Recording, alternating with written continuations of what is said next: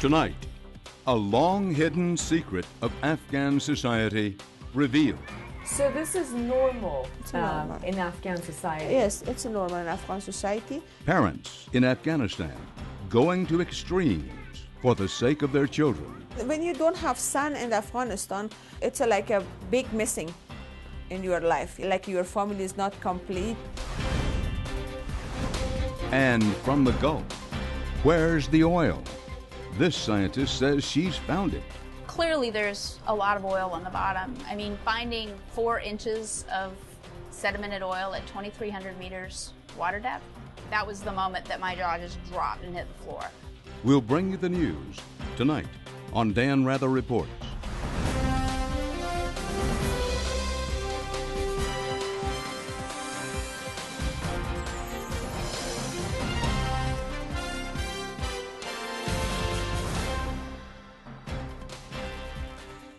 Good evening from New York.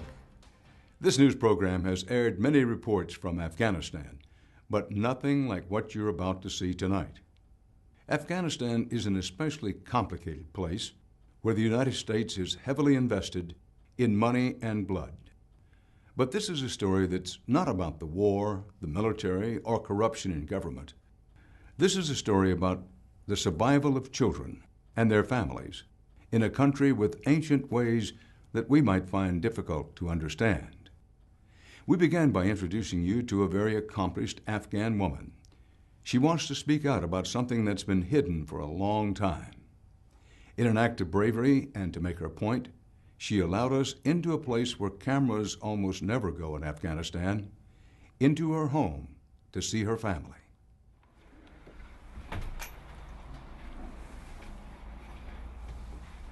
Banafsha. Banafsha. Good morning. Bilangis. It's a regular morning in the home of a middle-class Kabul family that may look like many others. This is Azita Rafat. She is the breadwinner in a family of 4 children and an unemployed husband. So my first child, they're twins. They're 11 years old, and their name is Banafsha and Behishta. So both girls. Then I have my another daughter, which she's almost 9 years old, and her name is Mehrangis. And other one is the youngest one. It's 6 years old. It's almost 7 years old, and her name is Mahnush. This is a 6-year-old girl. Azita Rafat doesn't have any sons. That drove her to do something radical that's changed the life of her entire family. She has disguised her youngest daughter as an Afghan boy.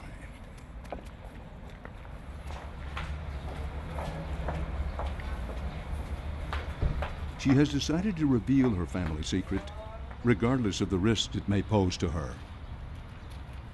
Her story is one about the extraordinary lengths women will go to in Afghanistan to create a better life for their children, even if it means masquerading your daughter as a son. Azita Rafat is a member of Afghanistan's parliament. That has already made her a target. Here, many believe that women shouldn't even leave the house, much less make any decisions. Working as a politician, special female politician, it's very dangerous, and it's costing your life as well sometimes. She speaks 6 languages and has a bachelor's degree in economics. But she's not a wealthy woman, and she cannot afford the protection most other parliamentarians have. Most of my colleagues, they have like 4 or 5 gunmen. They are guided by bodyguards all the time. At age 32, she has been in parliament for 5 years. She's one of only 68 women here. She represents her family's home province, Badghis, in Afghanistan's northwest. 500,000 people live there. Most are without water or electricity, and most are without formal education, especially the women. My voters last time were the farmers, the illiterate peoples, the poor people, the grassroots people. So, and of course, the same time mullahs. I was the first lady which got the support of mullahs in Badghis province, because most of religion people, they're not supporting a female candidate. To many voters, her politics are less important than how she conducts herself in a society not accustomed to women in power. Her every move is scrutinized, especially now that she's running for a second term. Is she too loud? Does she dress conservatively enough? Is she a good mother and wife? How many sons does she have? For the most part, women here are taught early on to keep their heads down and never to speak to men outside the family. Doing so can lead to severe punishment. Women are put on this earth, many Afghans believe, simply to bear children.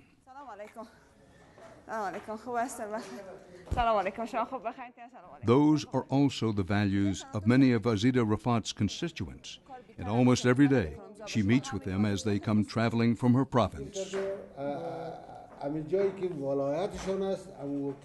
And she's always expected to invite them to her house, where she must offer them food and housing for the night.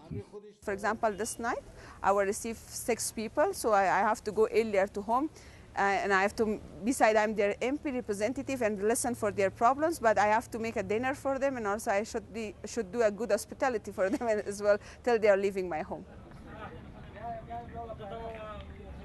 When she's in her element, Azida Rafat looks like a woman of power. But despite all of her achievements, she knows she could still be viewed as a failure. The reason? To her own husband and to many of her constituents, her true value will always lie in how many sons she has delivered.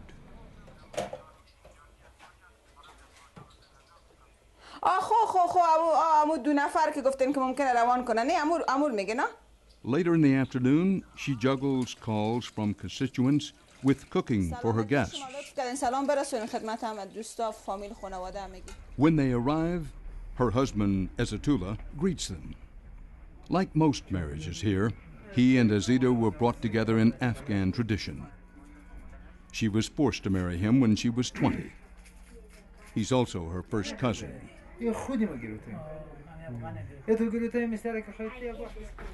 The children come home from school, donning new backpacks. No, this is boys' bag, and this is 2 boys' bag. Then Ezatullah Rafat proudly introduces his son. It used to be that when the family had only daughters, guests offered their condolences. Every day when I'm receiving the guests, all the time they are showing their regression that we are so sorry about it, we are feeling sad. You are a very success couple and you have everything, your life is nice life, you have value, you have high position in the society, but unfortunately you don't have son. It was all they could talk about, she says. And 2 years ago, when her husband began pressuring her to get pregnant, to try again for a son, she felt backed into a corner. Finally, she made a stunning suggestion to her husband, and then to her youngest daughter. Actually, I came with this idea. And it wasn't like only our decision. No, I asked her, because, Mehran, since childhood, she never had like a habit like a girl. She liked it to be more active. For example, I remember when she been like 4 years old, she asked me, could you buy a car for me? I want to drive, and I'll learn how to drive in the car and also take my sister with me and go outside.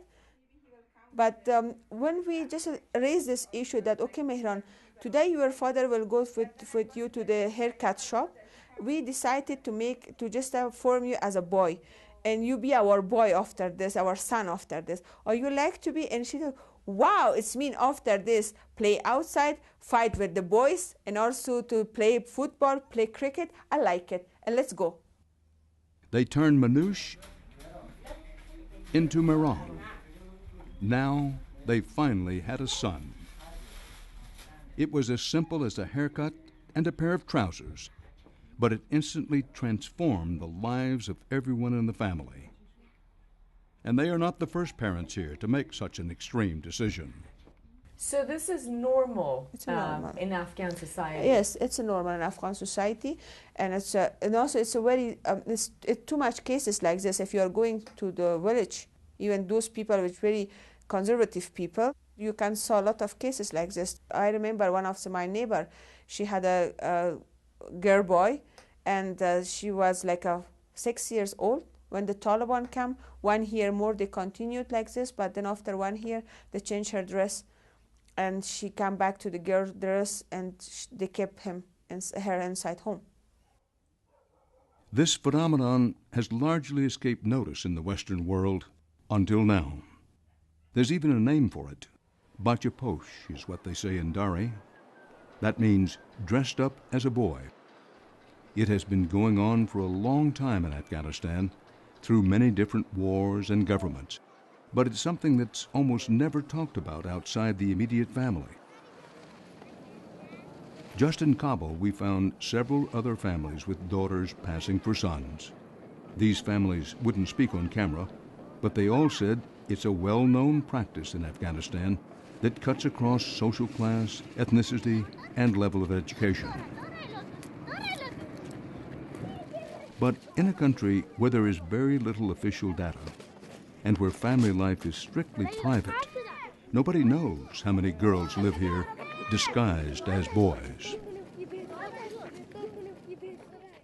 So what drives a family to do something that is virtually unthinkable for parents in most of the world?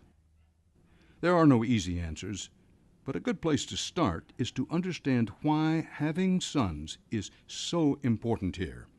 When you don't have son in Afghanistan, so it's like a big missing in your life. Like you lost the most important point of your life, like your family is not complete. In Afghanistan, only a son can inherit land, make most decisions, and move around freely. Unlike a daughter, who must be kept indoors and protected until she becomes another man's property, a son is life insurance and Social Security to his parents when they grow old. And that's why families without sons are pitied here.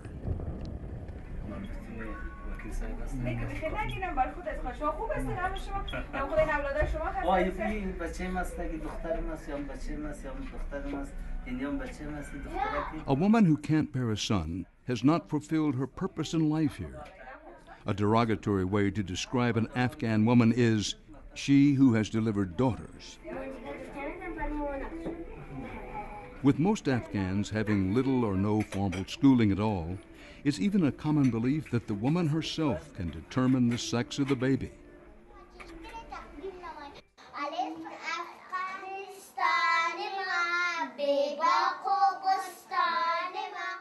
In the eyes of many, that made Azita Rafat, with 4 daughters, a failed wife, and a questionable politician. And like so many Afghan women, she has experienced firsthand what it feels like to be a disappointment after giving birth. When my mother-in-law understood that I have twins and both of them is girl, so she really was unhappy. She not congratulate me, and she started to cry, and she started to blame me even. That okay, we have a daughter-in-law and she is so healthy, she is so fat, and she has a nice body, but unfortunately again it's a girl. And we wait for the son. We accepted that she will give us a son, grandson, but again it's a granddaughter. How should I go to the village? How should I face with the people? I'm feeling shame right now. And really starts. But it's not just about shame and disappointment. In a society where men have almost all the privileges, it makes everyday life harder and more limited if there are no sons in a family. And that may in turn explain why disguising a daughter as a son has become a way of coping here. So now I saw that some of the gossip is stopped. The people is happy that their MP, their representative is complete right now, have a son and have a daughter as well, like other ordinary people. The family is complete family. I'm going to my friend's house. Now the pressure from her constituents is off, but that may not even be the most important way this has affected the family. Suddenly, another member of the family has access to the outside world. If we dress him like a boy, so after this we can send him to buy something, or he can help us outside work, because otherwise the girl will grow up. After 2 years we couldn't let them to go outside, buy something, doing shopping alone, so it will be much danger for them or difficult, because society will not accept these things. And at the same time I saw that my daughters have lots of freedom outside. He can play. Now, thanks to Mehran, all the Rafat girls get out of the apartment more. It would be seen as inappropriate for a family to let their daughters run around too much outside, and there's a high risk of kidnappings. But when they are escorted by a man, or even a little brother, Afghan girls see more daylight. And inside the home, Mehran receives privileges that her sisters do not. She gets to sit in on the conversations of conservative men who would not allow any girls to be present. For Mehran, because right now we change her to the boy, so but for him it's allowed. He coming, he's sitting, sometimes maybe sleeping there, or sitting beside the father, playing with their father in front of them, so it's okay. And society respect this, my guests respect this, and thinking that yes, he's a boy, so you have to be sit with the men and learn from men. Like many Afghan women, Azita Rafat says she used to be a victim of violence by her husband. It ended when she was elected to parliament. And she knows that the improved life she has created today for herself and her daughters can only continue if her husband is content. On this day, he has taken 3 of his children on a mulberry picnic with some friends.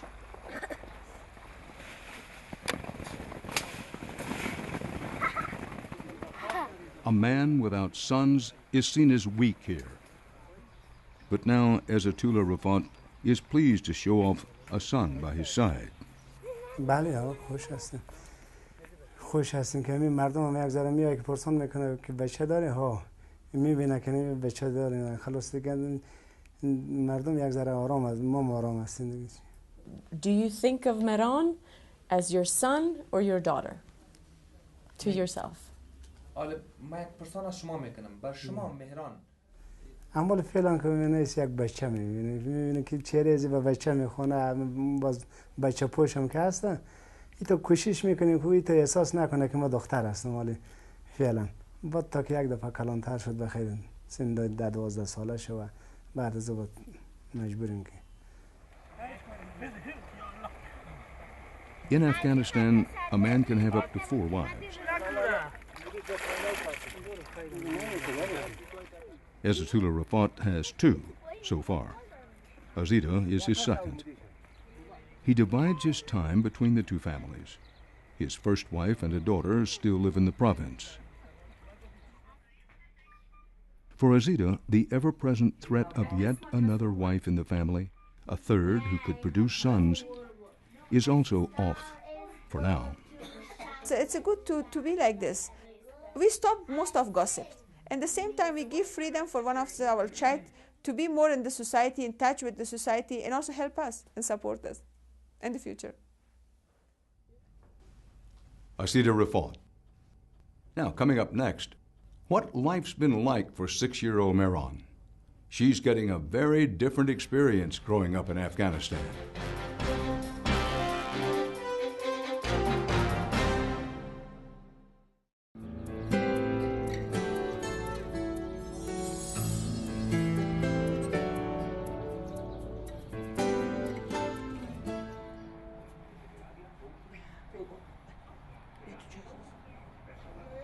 Azita Rafat says that with her youngest daughter's change of appearance came also a change in attitude. This is like every morning. Every morning I should supplicate to him to have breakfast, Rangis. After 1 week, she completely came to this new position. And even she changed the walking style, the talking style, and the way which the boy like sitting like a more powerful and like a more aggressive than the girl. So she completely changed herself and put herself to the new position, which was like a surprise point for both of us, for me and her father. And does Meron think that she's a girl or a boy? Actually, right now when you ask that you're a boy or girl, so she misbehaving with you and saying that I'm a girl, not girl, I'm a boy. The older girls have accepted that there's another man in the house now, and that it's their little sister. But sometimes the sisters envy Meron's newfound freedoms. Merengues even requested that she too be turned into a boy. At the beginning when we changed Meron, my middle daughter, Merengues, so she asked me that, is it will be not better if you change me as well, because I got too much weight and also I'm not looking like a girl right now. Then we sat with her father and we just talked with her and we told that this is not like a we wanted, this is like our wish to all of you turn to the boy. Meron goes to a co-ed private school in Kabul.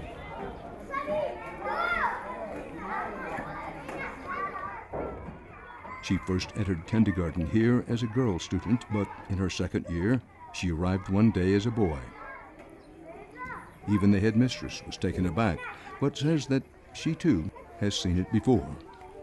Meron says he's a boy, all of time.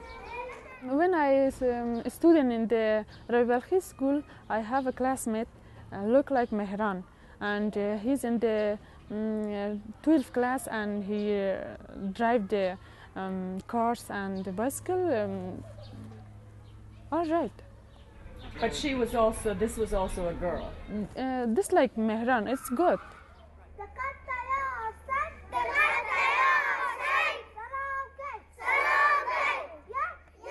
Meron is more assertive these days, her teachers say, but if it's changed her stature among the other children, at least the teachers haven't noticed.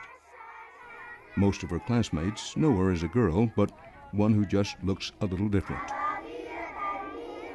Is this a secret? Who knows about this? Everybody. No, it's not secret. You couldn't keep it secret. My neighbors, my relative, all of them know that she's a girl, not a boy. And does anybody have a negative opinion about this? Actually, till now, not. No. Yes, the only negative which we faced, it was in the school. It was one of their teacher in the school teaching Al-Quran. So he told for her, you are girl and you have to cover your hair when you are reading Al-Quran. Then my daughter thought that I'm son. I'm not a girl to cover my all hair. Then I can buy a cap and put it in my hat. So like you doing, sir. So this was the very clever answer of my daughter. And next day we bought a cap for her, like other Muslim which wearing. Still, to most of her visiting constituents and to outside observers, Meron's real gender remains a secret. It's an Afghan version of don't ask, don't tell. Few will openly question whether someone's child is really a girl, but most know that looks can sometimes be deceiving. But they all know it won't last forever, and Meron's freedom and privileges will come to an end one day when she is no longer a girl but a young woman. Once she enters puberty, there's no more pretending. Then we will change it back. We will dress her like a girl. But 10 years or 12 years is a long time for the child. Maybe it will be difficult for her because some of the freedom will be cut. But I will try to speak with her and slowly, step by step, when she reaching to that age, so she have to be mentally prepared for this. We will try this. Even though Meron must become a woman in the future, her mother still hopes that having grown up a boy will do her good. I'm sure most of people like brave women more than those women which they are not so strong. And I think she will have a double experience of a one boy and experience of a girl. For observers, the unanswered questions may be overwhelming. Are these Afghan parents destroying their children's lives or opening a window of opportunity for them? We may never know the answers. But for Azita Rafat, it's not that complicated. When we challenged her, she revealed another secret that she has never spoken about before. If she has been cultivated as a boy with a very different body language, different attitude, don't you think it could be difficult for her when she becomes more limited? Should I share something for you, honestly? For some years, I also been boy. Because I'm the first child of the family. My father needed somebody to help him. But not in that age, even later age, like 10 to 12 years, I changed my dress to boy. She grew up here in this apartment complex in Kabul. When her father needed an older son to help with the family business, she was assigned the role of a son. For example, in the morning, I've been in school with girl dress, completely a girl, but in the afternoon, because my father needed some person to help them in the shop. We had a big shop that time. But I dressed like a boy, and I had like a cap in my head. It was completely like a boy. And nobody recognized that I'm not a boy, I'm a girl. The shop is still there. For those 4 years after school, she was on the other side. Do you think it was helpful for you to have the experience of a boy to get to where you are today? Yes, sure. How? I think it's make me more energetic, it's make me more strong. Besides this, so most of my voters is men. They vote for me. And I have to talk and communicate with them. So maybe because of this, I have more experience about the men Abed in Afghanistan. And that program, the kid program. Both Azita Rafat and her family have been directly attacked by militants in the past 5 years, just because she's a politician. And almost every day, she gets anonymous threats over the phone. But despite the risk of exposing her family, she says she feels it's important to speak out and reveal what families sometimes have to do to survive in a repressive environment ruled by ancient traditions. And my son brought a flower for me. It frustrates her, she says, that despite all the good advice on how to empower and help Afghan women and girls, very little is actually understood about their lives. I want to say for you, something in Afghanistan happening that really is not imaginable for you as a Western people. Afghanistan is very complicated country. Still, she says she's conflicted about what's happening to Miran. I know that it's very hard for you to believe why one mother doing these things for their youngest daughter. I know it's difficult. I'm human, I'm mother, and I worked for long here for human rights. I'm not because of to fulfill my wishes as I'm doing this, no. I'm just doing this because of the best, to support better my daughter. I'm doing this to show for the society that son and daughter is not matter. Runs to get it. She's hoping that there will come a day when no mother will have to make the choice she has made. I have hope that after 10 years, the situation will change in Afghanistan and we have more free and democratic Afghanistan.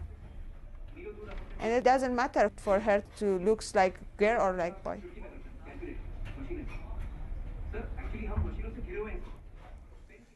As we found out, Azita Rafat's story is far from unique. While Afghans certainly acknowledge the phenomenon, families with direct experience are, for the most part, reluctant to speak openly about it, much less appear on camera. Our producer-reporter Jenny Norberg spent weeks in Afghanistan and is here with us. Well, Jenny, you've reported from Afghanistan a number of times, as have I. I never heard about this in over a dozen trips to Afghanistan in over a 15, 20-year period. Didn't hear about it from any diplomats, didn't hear about it from any military people, didn't hear about it from any Afghan officials, didn't hear about it from Afghan friends that I knew fairly well. Had you any hint of this at all before you stumbled across it? No, none at all. It's a question that you can't think of before you almost have the answer. And once you start asking, it turns out to be true. But no, never. I think, if I may elaborate, that it very much has to do with a country that's been in war for such a long time. And I do get the sense that family life is very private. It's rare that you're invited into a family, and even more rare that people open up and speak about their lives. It's a place where you mind your own business. Well, now, what about Western relief agencies and NGOs? Were they aware of this? Did they know about it? Oh, I went to them first. I can't say, but the ones that I spoke to either didn't know what I was talking about or said that it did not exist. So from then on, I just mostly spoke to Afghans, and it turned out that almost every Afghan that I asked had a story of a neighbor or a relative or a colleague or a former schoolmate who had at one point done this. Well, tell us about some of the other people you found. Well, there was one story, for instance, about a 10-year-old girl in a very poor neighborhood of Kabul. Her name is Mina. She's in a family of 8 sisters, where she is essentially the family breadwinner, working in a store during the day as a boy, again with a short haircut and traditional Afghan clothing. And as there are only girls in the family, only sisters, this is what the family has decided to do for survival. And some of the others? There are children, but I also met a few others, among them Zara, who's 15, and that gets more interesting even because it's a teenager. And when she opened the door to her apartment, to her family's apartment, she was dressed in a suit. And I wasn't even quite sure whether this was a young man or a young woman. It turned out that she had grown up as a boy and had brothers in the family too eventually, but just decided that she didn't want to go back because she does not like to be a girl in Afghanistan because she feels that they're badly treated, and she preferred to stay as disguised as a young man at this point. And her parents are conflicted about it, but they still allow her to do it. What am I to say, what will you say to those people who say, this is just another case of a small group of people, very small in the great scheme of things development? What do you say to those criticizing? Well, first of all, we don't know. We don't know how many little girls, how many young women, how many adult women live today as boys, young men, and adult men in Afghanistan. We just don't know that. So whereas we have what we can call anecdotal evidence of this, we don't know what the bigger picture is. But I would disagree also if you told me it wasn't a big deal, because this is a place where we have invested enormous amounts of money and manpower and expertise. All the best experts are trying to figure this country out.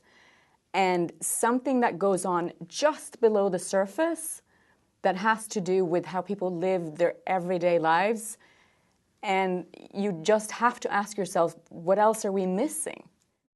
Well, bottom line, both as a reporter and as a woman, what's your takeaway on this? I think that as we first started out discussing this story, as absurd as it is to us, we must remember that this is an extremely different culture, and it does make sense when you think about it, because throughout history, when people have not been able to be who they are, or when you've separated, religions or, men and women and ethnicities, stuff like this tends to happen. You will pass for someone else. Women, American women who enrolled as soldiers in the American Civil War as men, just because they weren't allowed otherwise. African Americans passing for white. Even today, gays passing for straight in the military. You will see it throughout history and in different parts of the world whenever you segregate society in a way that calls for creativity and survival. Cindy, thank you.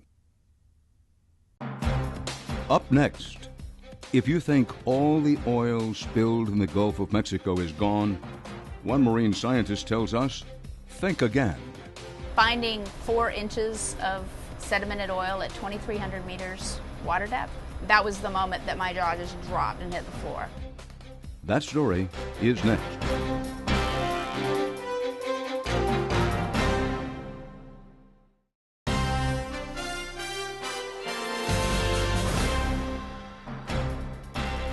Now we move to the Gulf of Mexico, where we find that the news cycle may have moved on, but the pace of scientific research is racing ahead at a very rapid clip. There is a lot of good news. The wellhead now is closed. The ecological disaster of oil on beaches and wetlands largely hasn't happened, at least not yet. The government is saying that much of the oil has been consumed by the Gulf. But despite all the rosy talk, scientists are not ready to proclaim mission accomplished. One of those researchers has a lot to say about the oil left behind. Just because the water is blue doesn't mean everything is fine. There's still a lot of oil in this water, and it may be at low concentration, but it can still be accumulated and transferred. So we have to really continue the hard work of tracking the impacts of this event. And Samantha Joy is a marine scientist with the University of Georgia. But she's spending most of her time these days at sea on the research vessel Oceanus. That's a National Science Foundation-funded expedition ship that is chock full of scientists who are crisscrossing the Gulf. Dr. Joy has become a leading voice for those searching the sea, looking for oil. On the day we were allowed on board, the ship was about 30 miles south of the mouth of the Mississippi River, about halfway to the site of the worst oil spill in American history. 4.9 million barrels of oil spewed into these waters, and even though you can't see it on the surface anymore, Samantha Joy does not believe the oil has disappeared. you know, this is an environmental disaster, it's a tragedy, but it could become an even bigger tragedy if we don't continue to track this oil. You know, the oil's not gone, it's just not floating around on the surface anymore.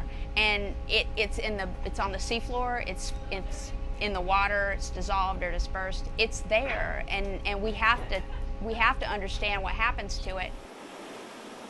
It may not be on the beaches, which is a really good thing. It may not be on the coral reefs of Florida, which is a really, really good thing, but it's still in the water and it's still having an effect. And, you know, Exxon Valdez, I don't think that people really understood or sort of had a full grasp of the impact of that spill on the system for 5 years or more. And it's still having an impact on the system. So to think that this is going to be miraculously fixed in 4 months, in my mind, that's wishful thinking. It's not what's really happening. Samantha Joy knows these waters, and especially what's far down below on the ocean floor. I don't think we're going to have time to get it in the airport. For the past 6 years, she's been studying the sediment around the site of what coincidentally became the Deepwater Horizon blowout. The well was officially capped on July 15th, but stopping the flow of oil didn't stop the questions, especially the most contentious question of all: where did the oil go? Joy and other marine scientists said in August that 80% of the oil remained in the Gulf. But the National Oceanic and Atmospheric Administration, or NOAA, released another finding about the same time that seemed to say just the opposite. It was an announcement that received a lot of press attention and gave the public a sense of relief. The government agency said that as much as 3/4 of the oil was essentially gone. Good afternoon. At the White House on August 4th, the director of NOAA, Jane Lubchenco, was upbeat. The vast majority of the oil has either evaporated or been burned, skimmed, and recovered from the wellhead or dispersed. And much of the dispersed oil is in the process of relatively rapid degradation. But was it degraded, or did the oil just sink? Spray on. Spray on. The dispersants may be one of the keys. Designed to break up the oil, they were pumped in underwater at the wellhead, and tons of chemicals were dropped from airplanes all over the Gulf, wherever oil was spotted. And though oil usually floats on water, Joy believes something is forcing it to the bottom. You know, it remains a question of how did the oil get from the top to the bottom? Was it the dispersant? Was it biological activity? Was it some combination of both? Those are questions that we hope to answer in the next few months in the lab. Winch is ready, and we're ready on deck whenever. For her experiments, Joy and her colleagues are using a device called a multi-corer. It can drop to the ocean floor. They sampled as deep as 6,900 feet on this trip. The device pulls up not only what's resting on the bottom, but also what's under the surface of the bottom. If you look here, you see the side of the tube. And what they're bringing to the surface is a lot more than mud.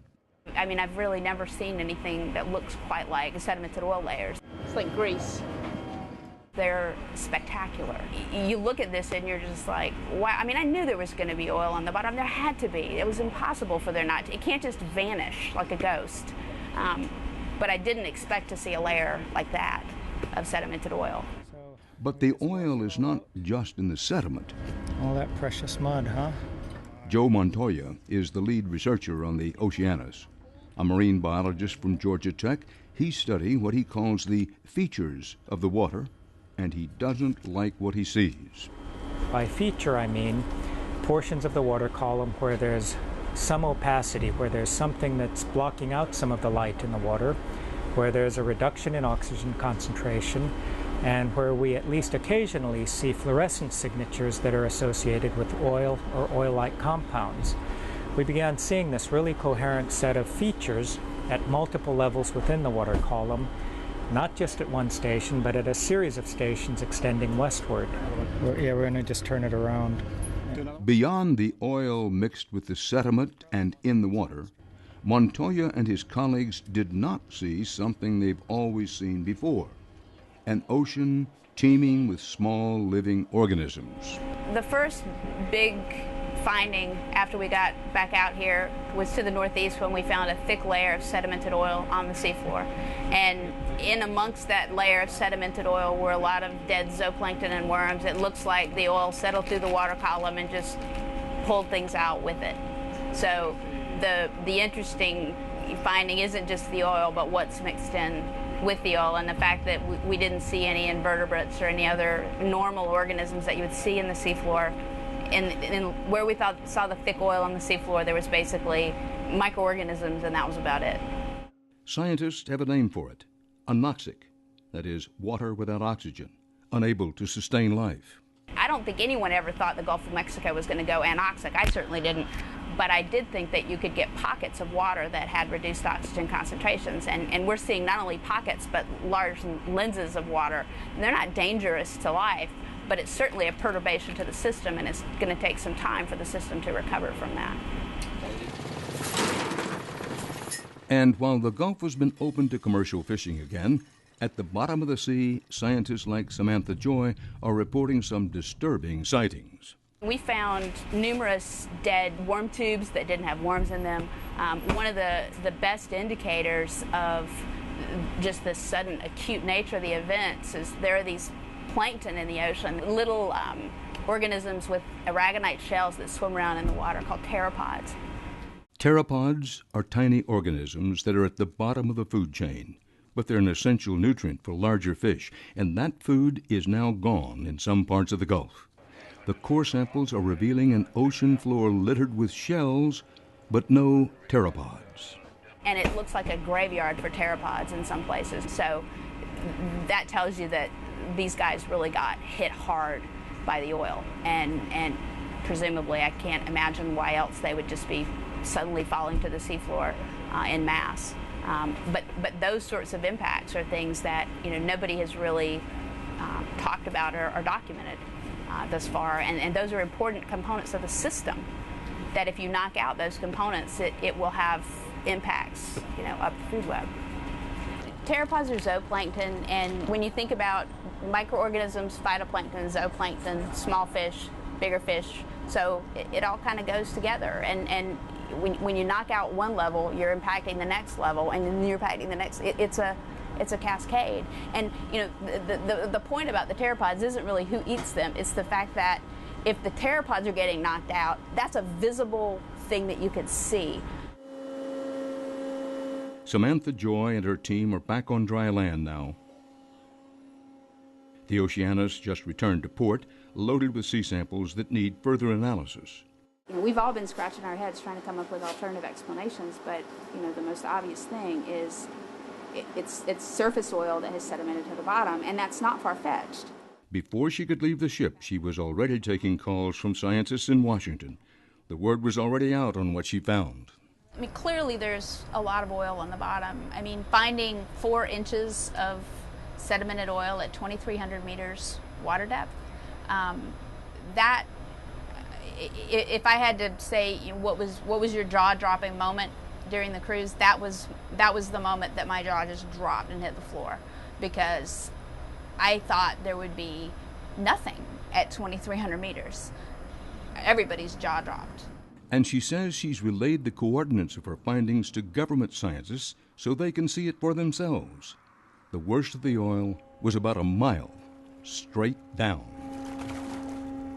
The problem has been that, in my opinion, the federal officials want it to be perfect. They want to know that they're absolutely correct in what they're going to say, and therefore they don't want to put information out there, perhaps, until they can emphatically say this is what's happening and this is the deal. As an academic scientist, you can never be certain about anything. Nobody can. Nothing's 100%, and we can't say how much oil is on the bottom, but we can certainly say that we sampled sites in May that didn't have any oil, and now 4 months later they have 3 to 4 inches of sedimented oil on the surface. That's a big difference. The sedimentation rate out here is not 4 inches a year. That's not normal. Think about taking just a sticky strip and dropping it through the water column, and anything the sticky strip comes in contact with is going to get stripped out and taken to the bottom, and it gets heavier and heavier and settles faster and faster. And that's essentially this slime road that has taken stuff from the top down to the bottom. Dr. Samantha Joy. In response to growing confusion about the state of scientific research in the Gulf, the Obama administration has now announced what it calls a comprehensive review, incorporating the work of government and academic scientists. Reports may come soon, and we on this program will continue to investigate and follow developments in the Gulf in the weeks and months ahead. And now a couple of updates on some of our recent stories. This spring, as a way of calling attention to a national problem, we went to Portland, Oregon to investigate that city's growing difficulties with underage prostitution. One of the major ways these young girls have been exploited and sold was through sex ads on the internet site Craigslist. For years, child advocates had implored Craigslist to take down these lucrative ads, which reportedly brought the company $44 million in profit this year alone. Well, without warning, Craigslist blocked the sex ads in early September, and the site recently announced that it intends to make that action permanent. We've also been closely following for quite a while the issue of concussions in professional and youth sports, and there's news to report about head injuries in basketball. A national study has found an alarming spike in the number of traumatic brain injuries to young basketball players, a 70% increase in the past decade. We profiled Nikki Poppier, a New Jersey high school student who suffered 11 concussions playing high school basketball and was finally forced to quit the game. As you were developing as a basketball player, did you think about concussions, think about head injuries? Not at all. Like when I got hit in the head, like the first couple times I was just like I have to suck it up, like I want to play, I don't want to sit out. But nobody even told me to sit out, so I was like, okay, then it's fine. There is now pending legislation in Congress that would set a federal standard for when players who suffered concussions could return to the game. Like you didn't miss a beat. And that's our program for tonight. From New York for HDNet, Dan Rather reporting. Good night.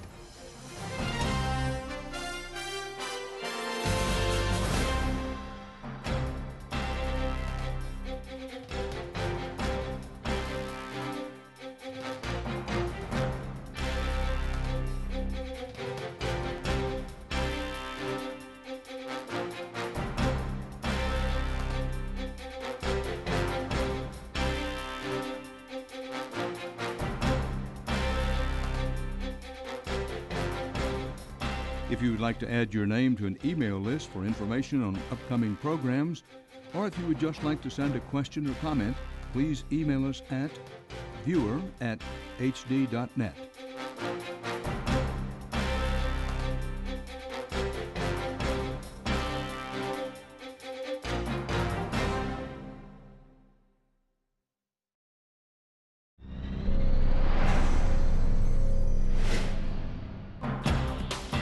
Tonight, a long-hidden secret of Afghan society revealed. So this is normal, normal. In Afghan society? Yes, it's normal in Afghan society. Parents in Afghanistan going to extremes for the sake of their children. When you don't have son in Afghanistan, it's like a big missing in your life, like your family is not complete. And from the Gulf, where's the oil? This scientist says she's found it. Clearly there's a lot of oil on the bottom. I mean, finding 4 inches of sedimented oil at 2,300 meters water depth, that was the moment that my jaw just dropped and hit the floor. We'll bring you the news tonight on Dan Rather Reports.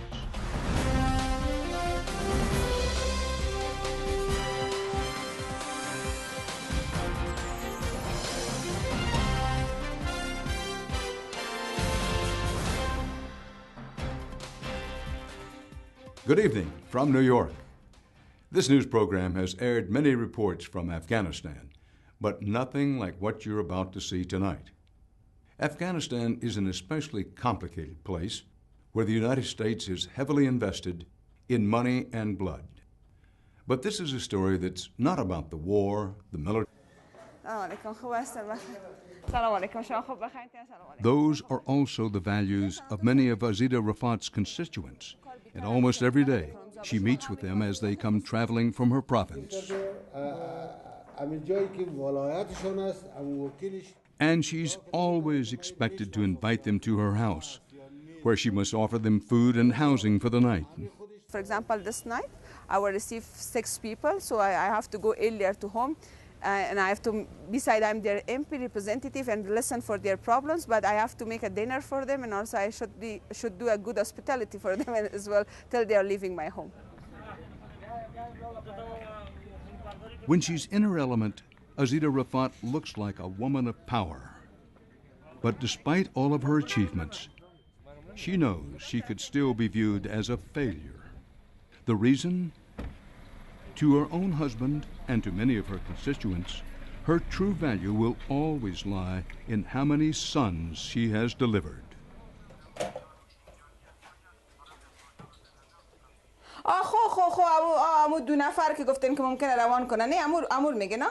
Later in the afternoon, she juggles calls from constituents with cooking for her guests. When they arrive, her husband, Ezatullah, greets them. Like most marriages here, she has been in Parliament for 5 years. She's one of only 68 women here. She represents her family's home province, Badghis, in Afghanistan's northwest. 500,000 people live there. Most are without water or electricity, and most are without formal education, especially the women.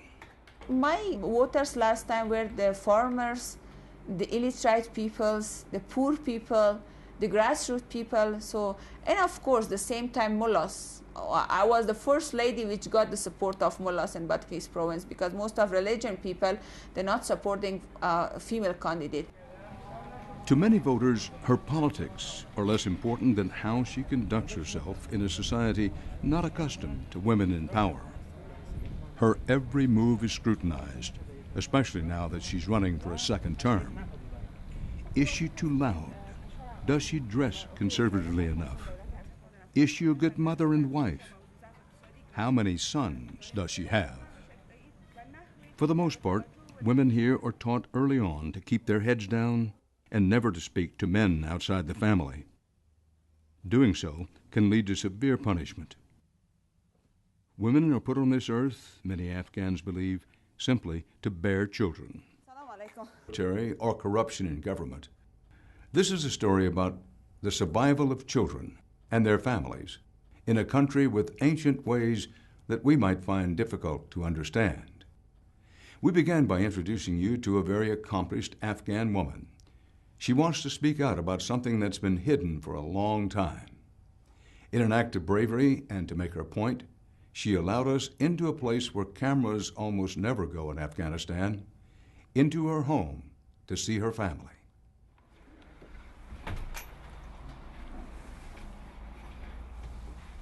Banafsha. Banafsha. Good morning. Birangis. It's a regular morning in the home of a middle-class Kabul family that may look like many others.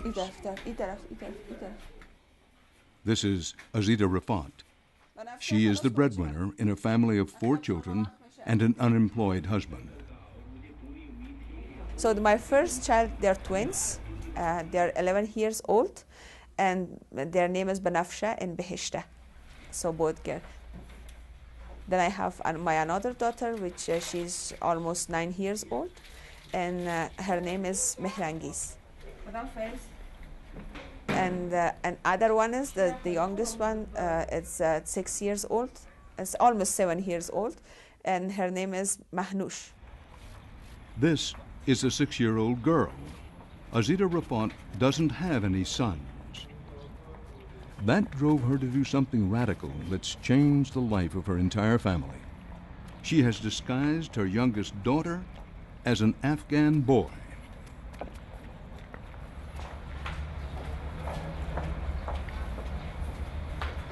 She has decided to reveal her family secret, regardless of the risk it may pose to her.